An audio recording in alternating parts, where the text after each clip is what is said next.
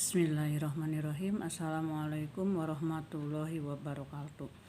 Pada kesempatan ini saya akan membahas permasalahan anak yang masuk ke sekolah tetapi dia tidak masuk ke kelas.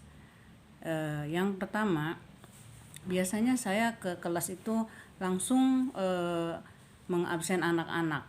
Nah, ketika ketemu dengan anak yang tidak masuk, saya coba tanya dulu kepada anak-anak, apakah anak itu ngelihat nggak tadi pagi ada di sekolah?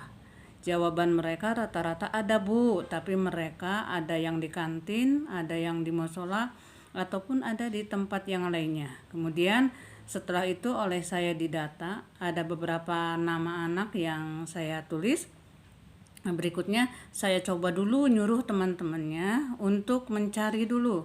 Barangkali ada di tempat yang mereka sebutkan. Kemudian nyuruh beberapa anak keluar mencarinya. Sementara yang lainnya saya bimbing mereka untuk mengikuti pelajaran. Nah, di dalam pelajaran itu sebelum saya ke materi yang akan saya sampaikan, biasanya saya memberikan dulu arahan kepada mereka tentang bagaimana sekolah yang baik.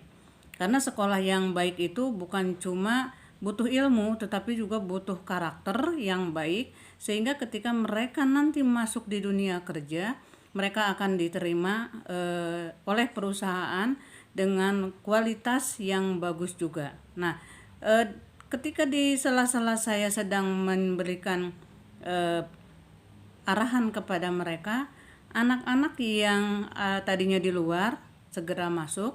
Kemudian saya tanya dulu mereka, saya panggil mereka duduk di depan, saya ngobrol dengan mereka, apa alasannya mereka tidak masuk kelas. Saya tanya dan terus mereka menjawab dengan berbagai alasan yang mereka kemukakan. Alasannya ada yang karena belum sarapan, ada yang terbawa oleh temannya, ada juga yang memang malas belajar. Nah, dari beberapa alasan tersebut oleh saya dikelompokkan. Yang malas belajar, yang kemudian terbawa oleh temannya.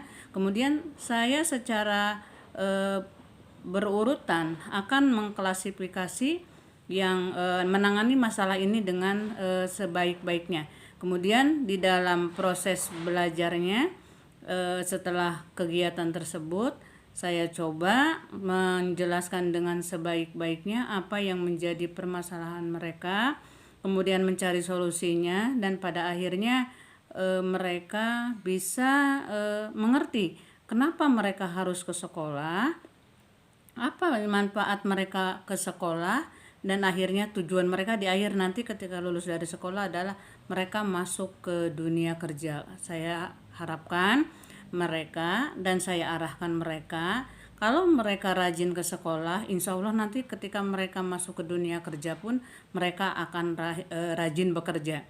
Ketika mereka diajak ngobrol dengan penuh kesabaran, diajak ngobrol dengan lemah lembut, sehingga mereka akhirnya mengerti bahwa belajar itu memang penting, bahwa rajin itu memang akan menjadi ciri khas dirinya sendiri, sehingga ketika sudah pelaksanaannya, ya mereka akan dengan sendirinya mengerti bagaimana caranya mengatasi masalah mereka sendiri.